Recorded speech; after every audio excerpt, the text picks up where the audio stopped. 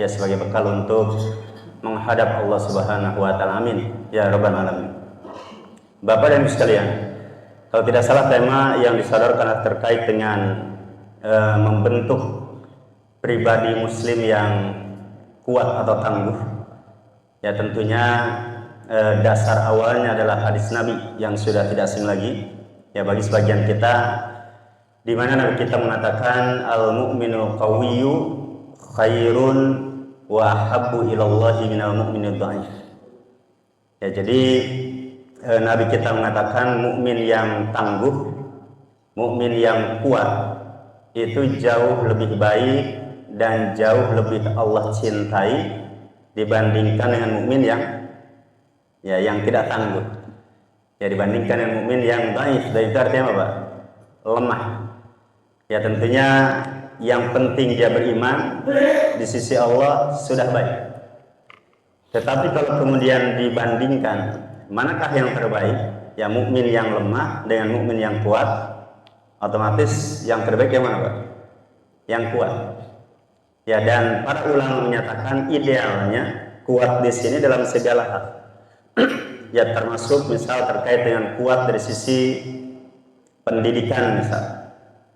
Ya ini tidak kita pungkiri terkait dengan misal lembaga pendidikan, ini kan terjadi persaingan antara pendidikan umat Islam dengan selain umat Islam. Ya dan yang menarik barangkali ini sudah beredar ya di YouTube atau di TikTok. Misal pernyataan Kiai Hasyim Muzadi. Siapa Pak Kiai Hasyim Muzadi itu? Ya dulu ya rahimahullah ya. Beliau dulu ketua PBNU. Ya ketika beliau ceramah di Gontor, dan beliau kan sama dengan Prof. Din Samsudin ya, hanya Prof. Din di Muhammadiyah, yang kemudian Kiai Hasyim di NU. Ya dan NU zaman Kiai Hasyim itu memang ya mencoba untuk ya merangkul. Ya diantaranya beliau menyampaikan ya terkait dengan kalau yang mengelola pendidikan yang paling hebat di antara dua ormas besar itu kira-kira yang mana? Pendidikan ya, baik di level SD sampai universitas. Universitas yang dimiliki NU dengan universitas yang dimiliki Muhammadiyah, yang unggul mana? Nah Muhammadiyah itu diatur oleh Hasyim. Ya maka jangan dibandingkan terkait dengan NU dan Muhammadiyah di sisi pengelolaan pendidikan. Ya Muhammadiyah itu sudah persaingan sudah level internasional. Ya bahkan kalau dilacak 100 universitas swasta terbaik di dunia itu Muhammadiyah yang di Malang, UMS yang di Solo, terus ada di satu Malang, Surakarta, sama Jogja. Yaitu intinya Universitas Muhammadiyah itu kan keempat. Ini dalam di level dunia. Ya di level dunia sudah luar biasa ini Mas Bapak ya. Nah sementara Pak Hasyim menyatakan tapi jangan coba-coba. Kalau yang ngajarin ngaji tukang nyangkul, tukang apa, ya para petani Muhammadiyah ya nyerah gitu. Ya diserahkan aja. Kayak ini sebuah pengakuan ya yang tulus. Ya di sini idealnya memang kuat dari sisi pendidikan dan tentunya yang mampu bersaing dengan lembaga pendidikan non Islam ya salah satunya Muhammadiyah. Ya di antaranya. Demikian juga ya sekalian, walaupun nanti ya banyak kritikan kepada kaum muslimin, lembaga pendidikan yang hebat-hebat itu rata-rata biayanya gimana? Nah ini tinggi-tinggi juga. Ya tidak bisa jauh nih di kita dari kampung sawah itu ada sekolah pamong di Luhur. Tahu nggak ya yang di kampung sawah itu? Ya kemudian itu tentunya termasuk kalau dilihat di urutan sekolah terbaik di Kota Bekasi itu masuk. Ya pamong di Luhur. Terus yang Imam Pratama yang Kristen ada Imam Pratama di itu apa tadi masuk? Itu masuk juga ya level yang lebih. Tetapi juga yang bisa dilihat ya terkait dengan lembaga pendidikan yang masuk di urutan level awal itu termasuk Nurul Hikmah. Ya Nurul Hikmah kamu salah itu ada yang kecil itu juga masuk sekolah terbaik. Ya jadi kalau dibandingkan ketika kemudian yang kalangan Nasor lembaga pendidikannya baik ya terbaik di kalangan mereka, Nur Hikmah bisa mewakili umat Islam juga terbaik, tapi masuk Nur Hikmah biaya gimana? Nah itu masalahnya. Ya jadi memang tapi ini linear ya dalam arti biaya tinggi, tetapi diimbangi juga dengan kualitas.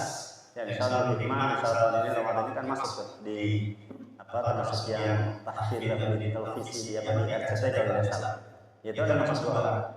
Nah lalu lihat sekalian, maka idealnya memang adalah di dalam aspek pendidikan kuat, ya demikian juga dari sisi media, ya dari sisi media, Anima sudah punya media ya, sudah ya, alhamdulillah, ya banyak sih, ini termasuk bagian dari tim media, ya walaupun tidak kita pungkiri, media, ya kita tahu, ya tentunya mayoritas yang dikuasai oleh Islam, ya kekuatan media mereka yang punya. Ya sehingga banyak sekali yang kemudian ketika ya ada terkait dengan isu-isu terkait dengan Islam, ya misalnya negatifnya gitu ya dari pelaku Islam itu kan dibombardir ya dengan media yang ada. Demikian juga sekalian kekuatan dari sisi politik. Ya, ini cara dia, tataran idealnya. Ya tentunya politik umat Islam pun harus kuat. Ya walaupun nanti ya kita lihat ya kondisi di lapangan yang ada, ya misal manakah yang terkuat, partai Islam atau partai nasionalis misal. Kira-kira yang kuat mana? Yang nggak usah jujur, maaf misal PDIP gitu ya, itu kan nasionalis dibandingkan dengan partai Islam. Partai Islam kecil-kecil, ya kecil-kecil kemudian pecah lagi dan seterusnya. Ya demikian juga dari sisi terkait dengan pendidikan, kemudian ekonomi pun demikian. Ya bahkan dulu sering kita sampaikan di Indonesia yang disebut dengan istilah 9 naga itu ada yang namanya Pak Haji gitu. 9 naga itu. Ya padahal mayoritas penduduk Indonesia adalah umat Islam. Ya ketika mayoritas penduduk umat Islam itu adalah penduduk Indonesia adalah umat Islam, tetapi ini kan disayangkan. Ya orang-orang yang terkuat dari sisi ekonomi, ya bahkan misalnya ya terkait yang misalnya lah, kita melihat dari sisi orang-orang yang tinggal di PIK, misal PIK 1, PIK 2, karena dua nih, ada perkampungan industri kecil. Nah itu yang tinggal mayoritas umat Islam juga. Ya namanya juga perkampungan industri kecil. Tapi kalau yang tinggalnya di Pantai Indah Kapuk, kira-kira yang tinggal saya berdua. Ya, ini yang orang Islamnya jarang. Ya bahkan bagaimana ya settingan di sana, ya kemudian apa di belakang rumah mereka lautan, tetapi kemudian sudah disiapkan apa? Pada punya apa namanya? Nah, pada punya put. Ya, sehingga Allah alam yang sebagian kalangan yang menyatakan bisa jadi dari jalur belakang itulah misal narkoba masuk, kan itu harus susah mendeteksinya, kecuali hanya pihak keamanan terkait yang tahu. Ya demikian juga dengan misal kalau kita umat Islam ingin sholat di daerah PIK, itu kan susah juga Pak ya. Ada masjid bisa di sini, suruh parkirnya di mana? Kan parkirnya jauh sekali. Kalau kita kan ada masjid di sini ya parkir di samping-samping masjid. Kalau di sana kan susah. Ya maka ini tidak kita pungkiri ya dari sisi kekuatan ekonomi juga yang mayoritas ya justru orang-orang yang unggul, orang-orang yang kuat atau bahkan yang istilah 9 naga begitu ya namanya juga naga ya. Naga itu kan simbol daripada ya naga itu simbol apa? Ya kalau kan begitu Pak ya, misal di PIK 2 misalkan ada gambar naga gitu, bukan gambar apa namanya? Sudah patung naga.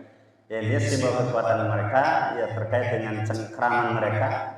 Nah maka hadis sekalian dari sisi ekonomi demikian. Ya padahal secara umum tadi Nabi kita menyatakan mukmin yang kuat itu lebih baik dan lebih Allah cintai.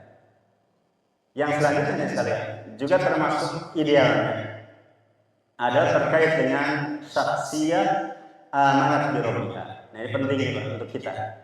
Ya di antara yang kemudian seorang atau yang memiliki kepribadian yang kuat itu, ini yang paling penting ada terkait dengan keimanannya kepada Allah. Ya maka di sini poin pentingnya adalah hendaknya seorang muslim ya idealnya kuat dari sisi keimanan, kuat dari sisi akidahnya, kuat dari sisi apa lagi Pak? Ya dari sisi ya tauhid, keimanan, ya kemudian akidah. Dan inilah kemudian yang bisa mengalahkan beragam kekuatan dari sisi materi. Ya mungkin Bapak dan Ibu sekalian kalau diperhatikan bagaimana perang yang terjadi di bulan Ramadan, ya dulu ada tahun kedua setelah Rasulullah hijrah, kan ada peperangan ya antara sahabat Nabi dengan para sahabatnya dengan melawan kekuatan orang kafir. Kalau kita melihat ini sekalian, perang yang pertama itu namanya perang apa? Perang Badar. Ya dalam perang Badar itu kalau dilihat dari sisi jumlah bisa umat Islam jumlahnya sekitar ya 300-an, 315. Ya kemudian ada yang mengatakan sudah maksimal 318. Sementara kemudian orang kafir berapa? 1000. Ya jadi kalau dibulatkan berarti apa? 1 banding ya minimal dengan 1 banding 3. Dari sisi jumlah umat Islam kalah. Dari sisi kemudian peralatan tempur juga umat Islam terbatas. Tetapi hadirin sekalian, ada hal yang perlu digarisbawahi. Ya di sini menggambarkan perpaduan antara kekuatan keimanan dengan kekuatan kepribadiannya. Ya kalau kita melihat misal terkait dengan perang Badar itu, kan ini ada sebagian kalangan yang mengatakan yang penting iman. Itu juga keliru. Ya yang lain mengatakan enggak, iman tidak penting, yang penting peralatan. Itu juga keliru. Idealnya adalah dua-duanya harus berjalan beriringan. Jadi imannya juga kuat, yang kemudian kesiapan dalam berperang pun itu kuat. Ya ini terbukti di antara dalam perang Badar tadi. Kalau kita melihat dari sekalian ketika dalam perang Badar itu kan kemenangan umat Islam tidak ujug-ujug, tidak tiba-tiba. Ya kita melihat misal dari sisi bagaimana kaum muslimin menguasai strategi perang, di antara apa? Pemilihan tempat. Kan Badar itu nama apa istilahnya? Nama ya tempat yang dimana itu ada sumur, ada mata air. Ya sehingga ketika kemudian Rasulullah mengambil posisi di tempat yang lain, kan para sahabat di antara sahabat ada yang mengusulkan, ya Rasulullah, apakah kemudian mengambil tempat ini di sini adalah berkaitan dengan ya ijtihad engkau, ataukah ini dari wahyu? Ya, yang kemudian intinya diusulkan, jangan di sini, tapi kita ambil di posisi di Badar, di mana di situ tempat pusatnya mata air. Ya bayangkan Mbak ya, ketika ini kan salah satu strategi yang jitu yang dimiliki oleh kaum muslimin, bukan hanya keimanan saja, tetapi juga dari sisi strategi perang tadi. Ya maka kita bisa membayangkan ya orang kafir Quraisy Mbak, jauh-jauh dari Mekah datang ke Madinah, kalau dibulatkan begitu ya, 400 km mereka datang dari Mekah ke Madinah, sementara perbekalan mereka terkait dengan air itu terbatas. Jadi dikuasai dulu logistiknya. Ya mungkin begitu Pak Reis ya, terkait dengan apa pentingnya logistik Pak ya. Walaupun nanti manakah yang kan misal gini Pak, wallahualam dalam peperangan kan gitu. Di sini misal amunisi, ya gudang semua senjata, kemudian logistik semua di sini. Kemudian orangnya di sini, prajurit di sini. Wallahualam teorinya yang dihancurkan duluan adalah ya logistiknya dulu. Ya karena bagaimanapun kuatnya seseorang, hebatnya seseorang gitu ya. Tapi kalau logistik sudah habis, Pak, yang terjadi gimana? Ya dia akan kelaparan, dia akan kehabisan senjata, sudah, ya tinggal dihabiskan. Nah itulah yang dilakukan oleh para sahabat Rasul, kuasai dulu logistiknya. Ya mata airnya dikuasai, sehingga kapan saja orang Islam itu kehausan, kan mau masak harus ada air. Ya kita misal mungkin Pak Dewa gitu ya, Pak Cecep, kalau mau ngopi mau ngeteh harus ada air tidak Pak? Kan harus ada air dulu. Ya, jadi ngopi, ngeteh itu kan butuh air. Maka dikuasai dulu. Nah ini hadis sekalian. Maka berbicara keimanan tidak boleh lupa ya terkait dengan asbab, ya faktor-faktor yang bisa kemudian Allah Subhanahu wa taala memberikan kekuatan, memberikan kemenangan. Belum lagi hadis sekalian. Kita lihat ketika dalam perang Badar itu ini luar biasa nih Pak. Sampai dalam perang Badar itu iblis itu ikut-ikutan. Ya, iblis ikut turun. karena iblis itu turun dan ini merupakan simbol, bukan simbol sebenarnya ya, walaupun dikatakan simbol juga boleh ya, artinya iblis beneran ya, dan sebagai simbol daripada apa, di belakang kekuatan itu sumbernya adalah ya ujung-ujungnya setan ya, jadi sumber keburukan itu bermuara pada setan. Jadi ketika kemudian setan, kemudian iblis ikut turun dalam perang Badar, di barisan kaum muslimin yang turun siapa? Kan malaikat. Ya, jadi ini luar biasa. Jadi pasukan bumi lawan diperkuat pasukan langit. Ya, kaum kafir, kaum musyrik dengan iblisnya, dengan para prajurit setannya, yang kemudian kaum muslimin kemudian juga diperkuat oleh pasukan malaikatnya. Ya, ini tidak tanggung-tanggung. Bahkan kemudian Allah Subhanahu wa taala menurunkan bahwa dalam perang Badar kan juga turun hujan. Ya, hanya bedanya kan hujan itu kan ini istilahnya sunatullah lah ya. Hujan itu misal turun di Chandra, ya turun di Chandra, ini Chandra baru, kemudian di sana Chandra lama hujan. Kalau zaman dalam perang Badar itu hadirin sekalian, Allah sama-sama turunkan hujan. Ya, tetapi kemudian para ulama menyatakan hujan yang Allah kirim kepada pasukan kaum muslimin dengan hujan yang Allah kirim kepada pasukan kafir itu berbeda, Pak. Curah hujannya lain. Kalau curah hujan yang diberikan Allah kepada kaum muslimin, ya hujan yang cukup untuk mengeraskan tanah. Ya kan misalkan pasir. Ya pasir, jadi hujannya itu Allah kirim kepada pasukan kaum muslimin itu menjadikan tanah menjadi pasir itu menjadi kuat, jadi keras, sehingga untuk lari, untuk kemudian pijakan kuda itu tidak sampai apa istilahnya, tidak sampai amblas.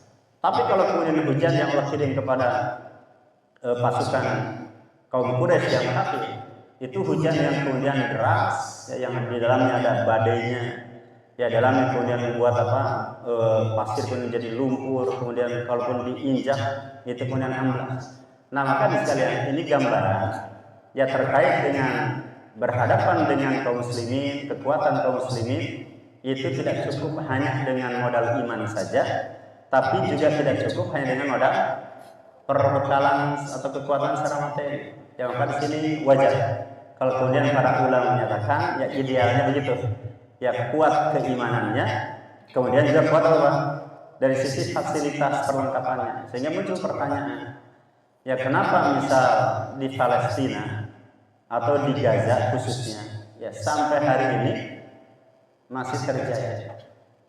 Padahal kan mereka umat Islam itu. Ya bahkan di Palestina itu tiap hari begitu ya, banyak orang-orang yang hafal Quran, banyak orang-orang yang menjadi hufadzul Quran. Dari sisi kalau berbicara tentang dari sisi keimanan mereka kuat, tapi kan tidak diimbangi dengan apa? Ya dengan kekuatan di sisi yang lain, ya termasuk kekuatan dukungan kaum muslimin. Ya terlepas dari permasalahan, saya juga tidak terlalu mendalami ya terkait dengan istilah Indonesia terus masuk dalam BOP ya, BOP itu singkatannya apa BOP itu? Ya pokoknya itulah ya. Yang jelas terjadi perbedaan ya termasuk di antara kaum muslimin pun dalam menyikapi hal itu, yaitu terjadi perbedaan. Ya tetapi intinya hadis sekalian di situ ada terkait dengan pentingnya, ya terkait dengan kekuatan kepribadian seorang muslim, ya dari sisi keimanannya, dari sisi tauhidnya, termasuk hadis sekalian adalah kalau dikaitkan dengan bulan Ramadan, ya ketika berbicara tentang as-sahsiyah muslimah, kepribadian seorang muslim dikaitkan dengan Ramadan, ya misalnya apa? Ramadan itu merupakan madrasah, ya institusi pendidikan untuk menjadikan seseorang misalnya jujur, ya jujur, amanah, memiliki integritas, gitu ya, kemudian punya kinerja yang baik. Wallahu a'lam. Saya sempat sekilas menyimak ya salah satu pernyataan, ada penelitian di Mikhail Institute. Ini melakukan penelitian ya Pak. Ini mohon maaf ini ada pejabat gitu ya. Jadi dalam penelitian ini disebutkan pejabat-pejabat di Indonesia dibandingkan dengan para pejabat yang ada di negara-negara lain, mana yang paling jujur? Ternyata ya dalam penelitian ini kan ini lembaga penelitian, ya bergerak dalam bidang sosial, demokrasi dan seterusnya. Ya mereka melakukan penelitian, maka Indonesia terkait dengan negara yang paling jujur atau kejujurannya itu urutan ke-33. Masih lumayan nggak ya? Masih lumayan. Lumayan, urutan ke-33. Saya belum mendapat di mana? Iya, 33. Setelah 33 ada? Ya, angka-angka sebelumnya sudah. Ya Allah, ini lembaga ini melakukan khusus pengkajian dan penelitian. Nah, salah satu yang diteliti adalah dari sisi kejujuran para pejabat. Ya, kejujuran para pejabatnya di Indonesia, maka Indonesia menempati urutan ke-33. Ya, dibandingkan dengan sekian ratus negara. Masih bersyukur gitu ya, walaupun sampai lulus dada gitu ya. 33-nya juga sudah ya beragam. Ya sudah banyak lah ya macam-macam. Yang kemudian ada yang terjerat korupsi, kemudian ada aparatnya, kemudian terlibat narkoba, ya kemudian ya beragam hal yang lain. Nah, kelihatan sekalian maka Ramadan ini mengajarkan terkait dengan amanah dan kejujuran. Ya sehingga misal dulu kalau masih ada Pak Andi dulu ya, ketika kemudian Allah menyatakan asyamuli wa ana ajzi bihi. Ya puasa itu adalah untukku dan kemudian cukuplah aku yang mengganjarnya. Ya maka di sini ada pelajaran terkait dengan keikhlasan. Di sini juga ada pelajaran terkait dengan kejujuran. Ya karena tidak ada yang tahu kita ini puasa atau tidak. Ya selain apa Pak? Ya selain kita khususnya, kemudian ya tentunya setelah Allah Subhanahu wa taala. Ya jadi kita ini puasa ini benar atau tidak?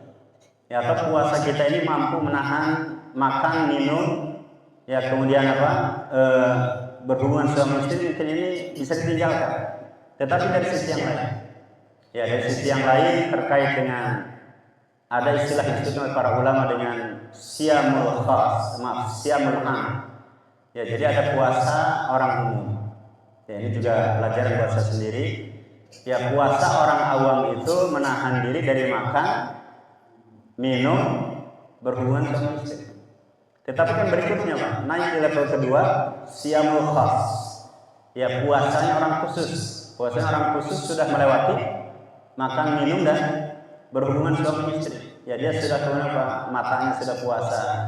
Kemudian telinganya juga sudah puasa. Ya ini kan sudah mulai berat lagi. Nanti di level yang terakhir yang ketiga adalah ya siyam khawasil khawas, ini lebih tinggi lagi. Ya puasanya orang yang khusus, ya orang yang khusus tapi lebih dari itu. Ala kulli hal sekalian, yang dimuliakan Allah Subhanahu wa taala, maka kepribadian yang kuat ya seorang muslim adalah kepribadian yang kemudian beriman kepada Allah Subhanahu wa taala, dan indikasinya tadi ya terkait dengan kesabaran, terkait dengan syukur. Ya kita silakan nanti Pak dilihat ya dalam surat Al-Anbiya ayat 33. Allah menyatakan penggalan ayatnya wa nabluukum bisyarri wal khairi fitnah. Ya Allah katakan, dan kalian manusia akan kami uji dengan dua bentuk ujian. Ujian yang pertama adalah keburukan. Ya, misal di antara kita ada yang Allah berikan apa? Sakit. Ya, misal ada orang-orang di awal Ramadan, ada tidak Pak yang sakit? Ya sakit ya. Ya di awal Ramadan sudah sakit. Yang kemudian bisa jadi rezekinya Allah kurang, atau bisa jadi ya yang tadinya punya perusahaan maju, punya pekerjaan tiba-tiba Pak jobless. Ya tidak punya Pak pekerjaan. Maksud juga saya alami ya setelah kejadian gitu. Ya profesi saya kan dosen tetap di salah satu kampus, kemudian hilang.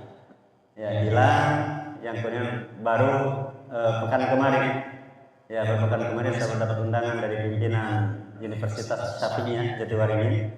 Ya kemudian saya ditetapkan kembali menjadi dosen. Ya di Syafi'iyah itu baru kemarin, ininya SK-nya. Yang ngajarnya ini baru hari Senin depan.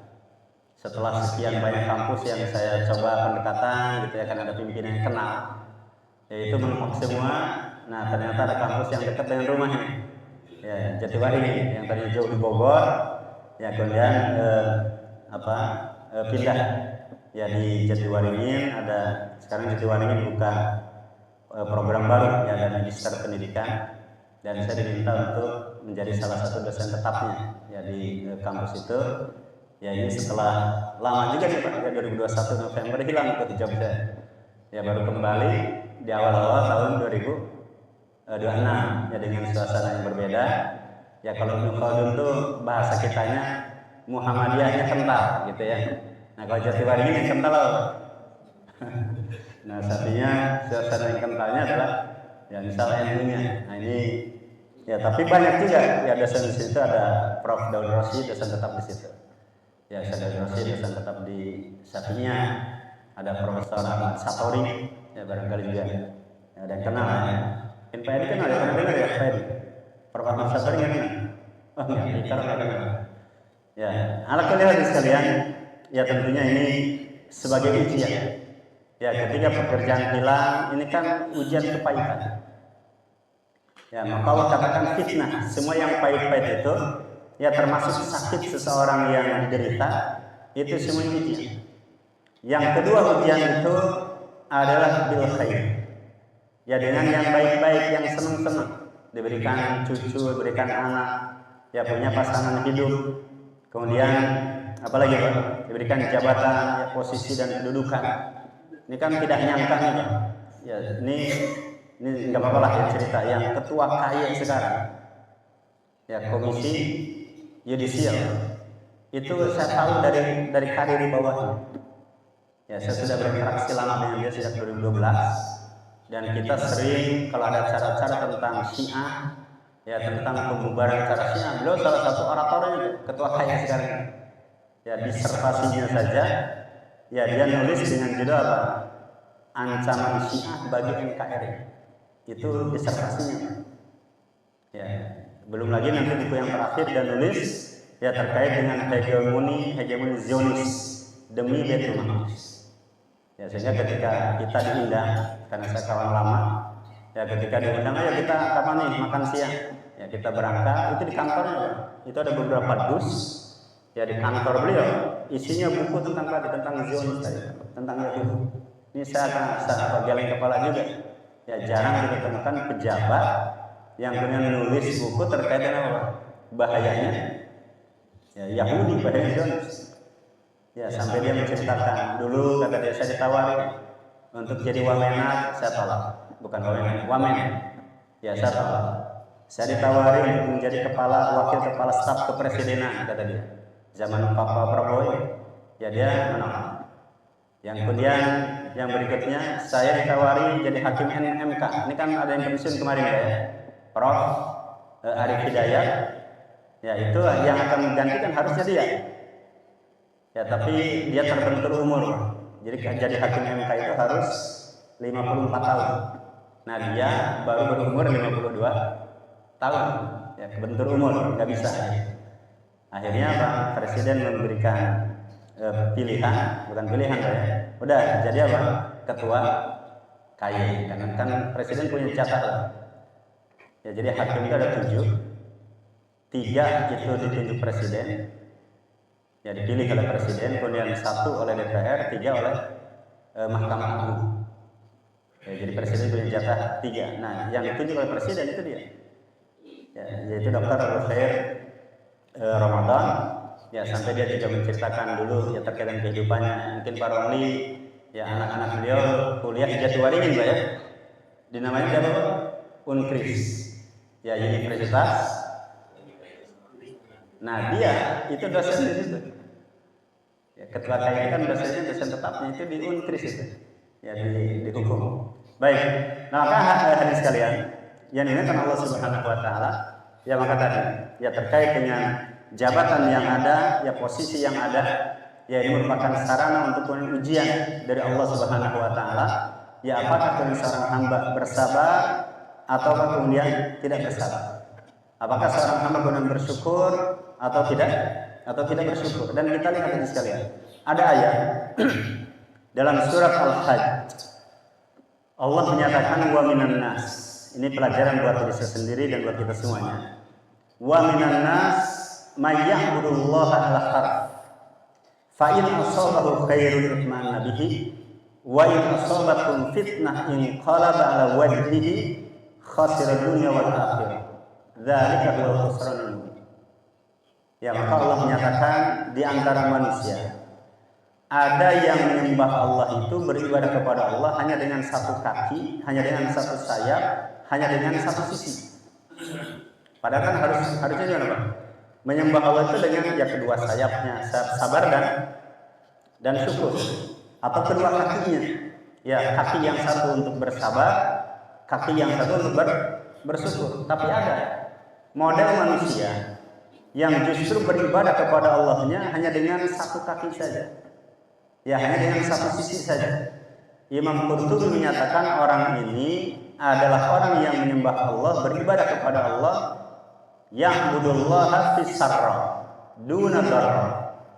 Ya, mereka menyembah Allah hanya ketika senang saja. Ya, sehingga nanti para ulama tafsir menyatakan orang yang beribadah kepada Allah hanya dengan yang senang-senang saja itu misalnya gini, Pak. Ya Allah, berilah hamba keturunan anak laki-laki. Ketika muncul, ya diberi anak laki-laki, senang dia. Ya senang, gembira, dia puji Allah, dia puji Islam. Tapi ada nih, ketika di doa berikutnya, ya Allah, berilah saya anak perempuan.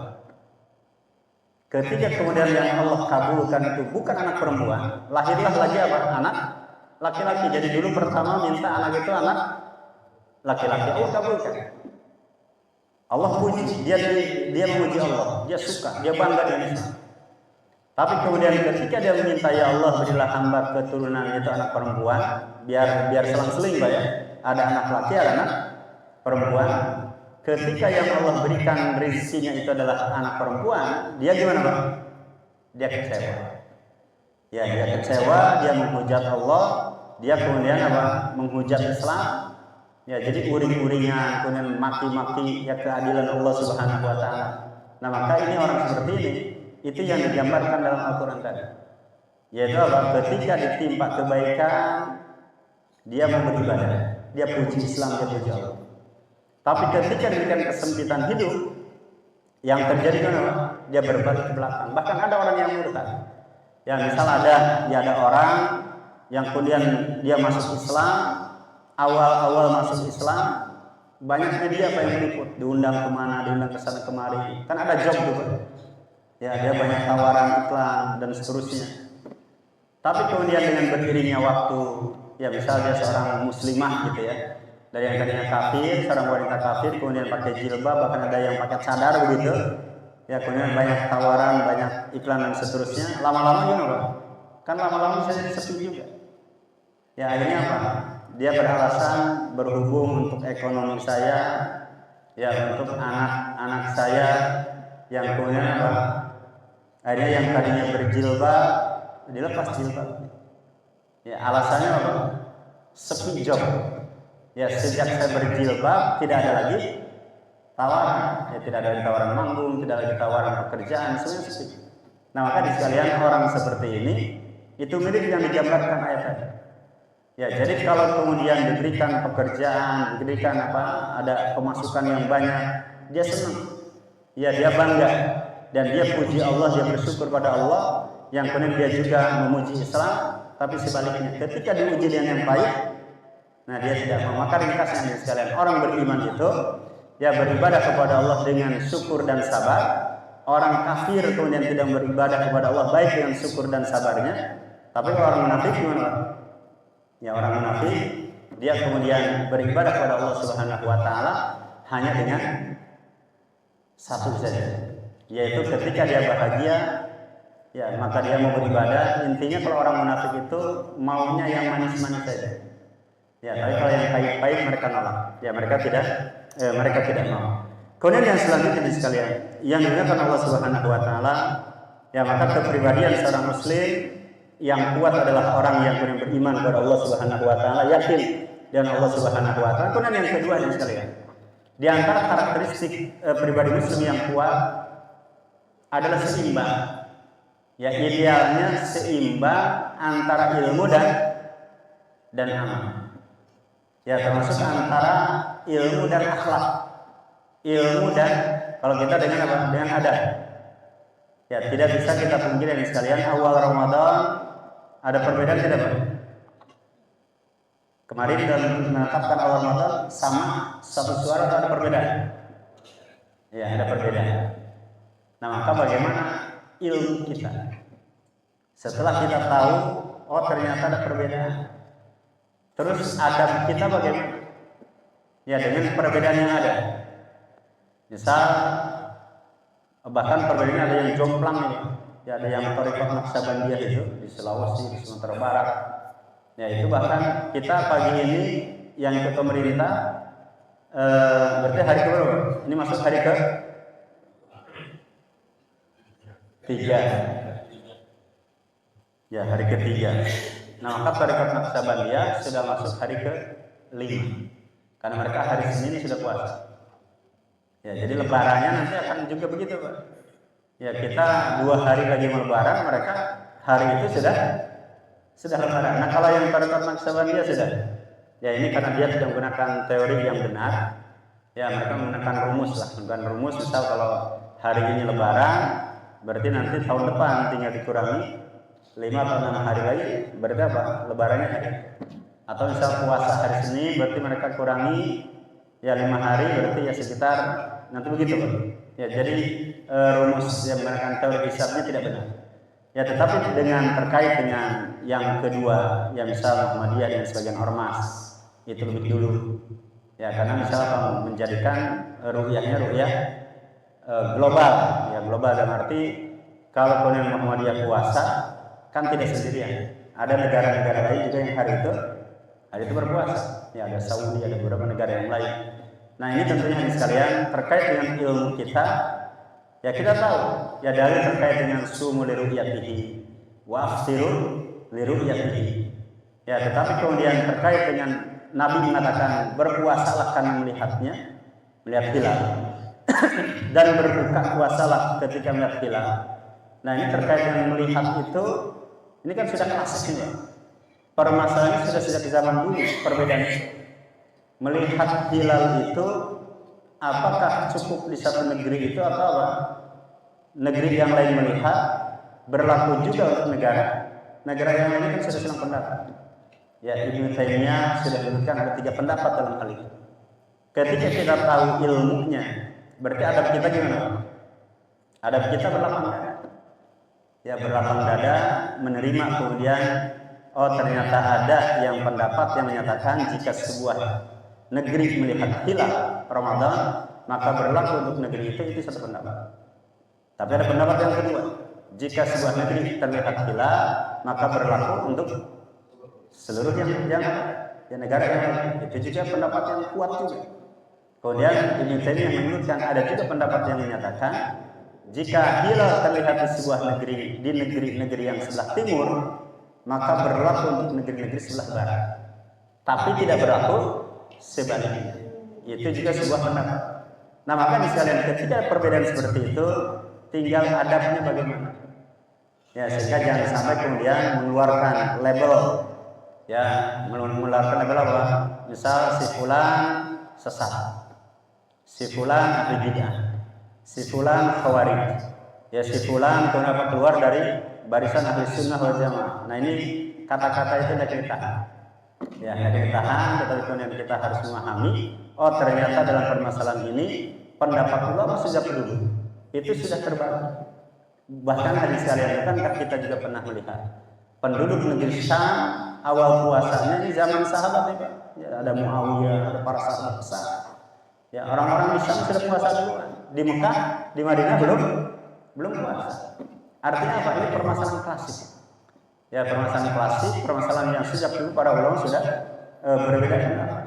Ya, sehingga tinggal ada kitanya bagaimana. Ya, sehingga apa tidak mudah ya mengeluarkan kata-kata dengan yang negatif ya seperti tadi.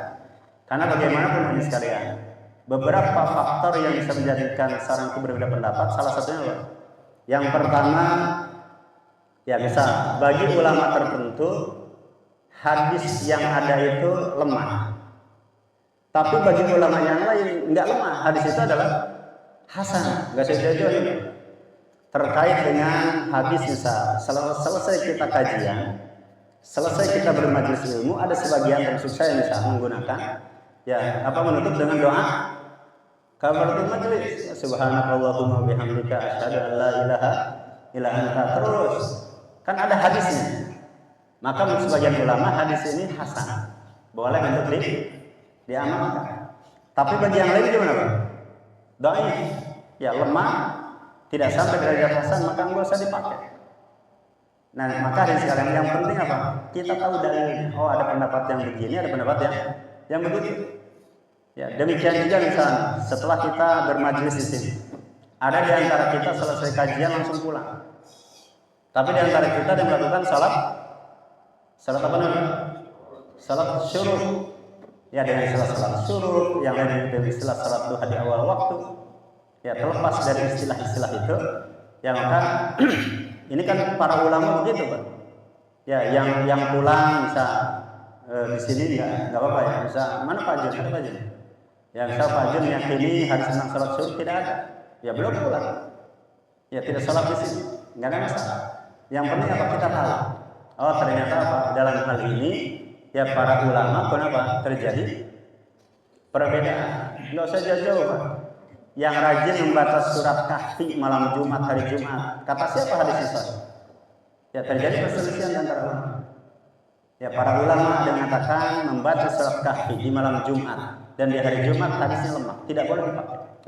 Maka baca surat Yasin, surat Kahfi mau di mana saya terserah. Tidak mesti hari Jumat. Ya karena satu-satunya hadis terkait dengan keutamaan surat Kahfi yang sahih itu yang diriwayatkan Bukhari dan tidak disebutkan hari. Ya dalam hadis Sahih Bukhari itu tidak pernah disebutkan riwayat terkait dengan membaca surat Kahfi di malam Jumat, membaca surat Kahfi di hari Jumat.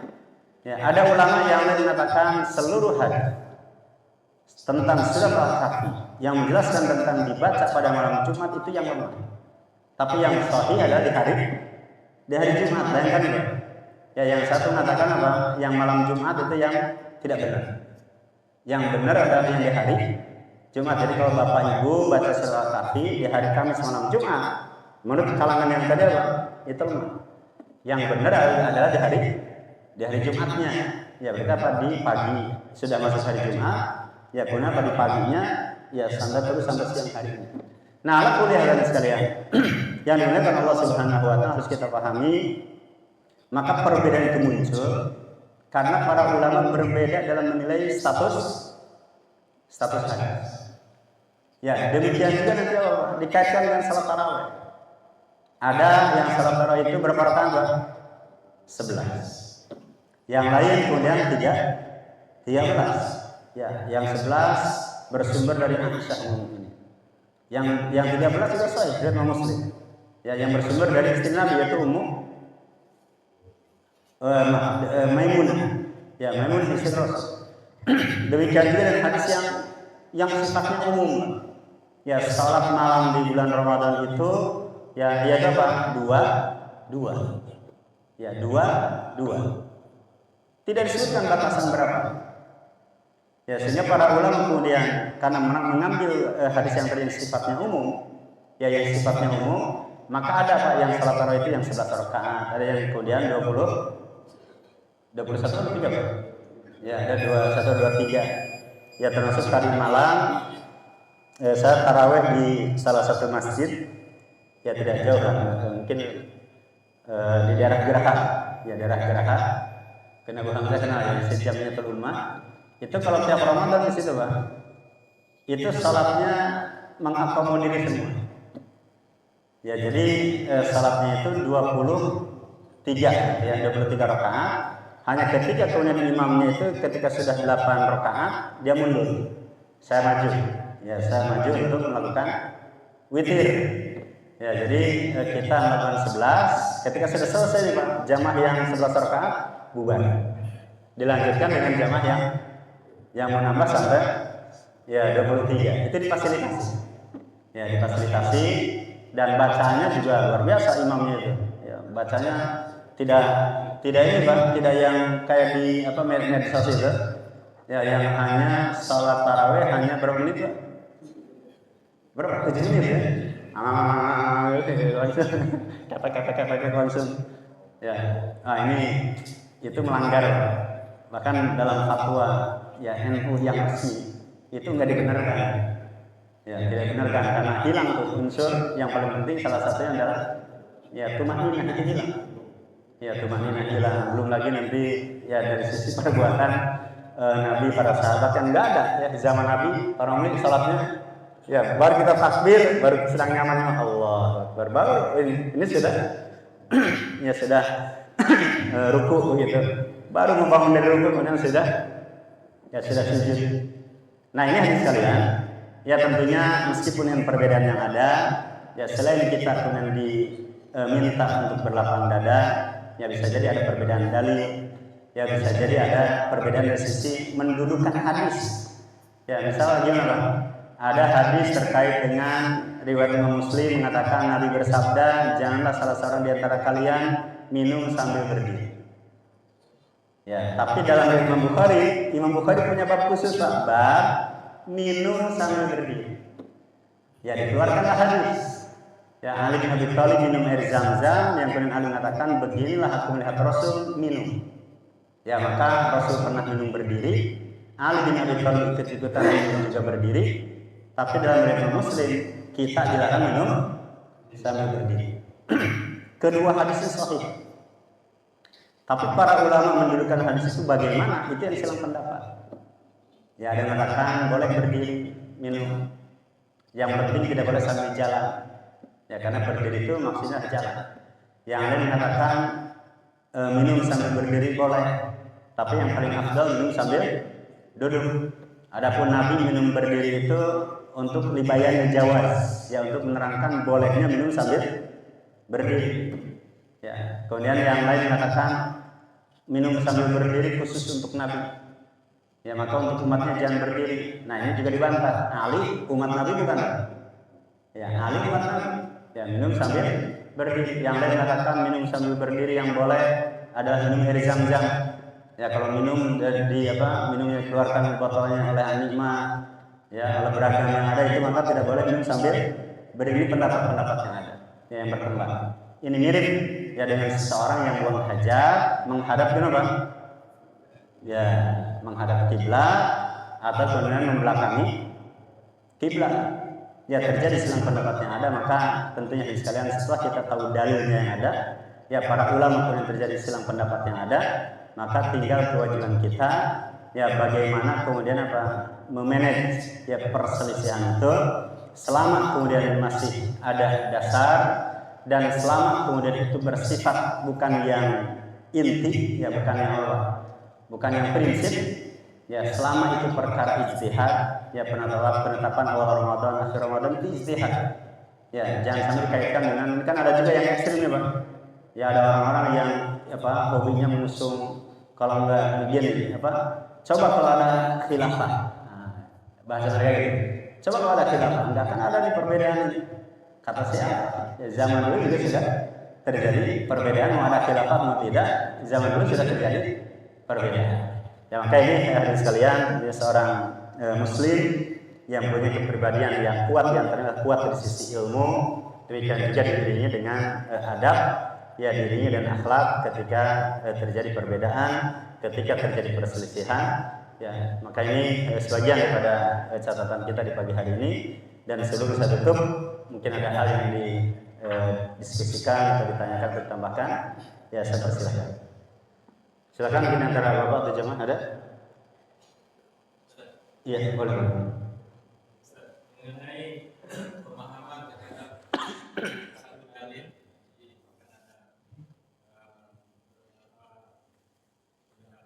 dari para ulama yang berbeda, sedangkan bagi mereka yang belum sampai ilmunya untuk menjadi diri sendiri, bagaimana posisinya? Kalau saya dari ada atau yang lain, saya saja karena ilmunya kurang.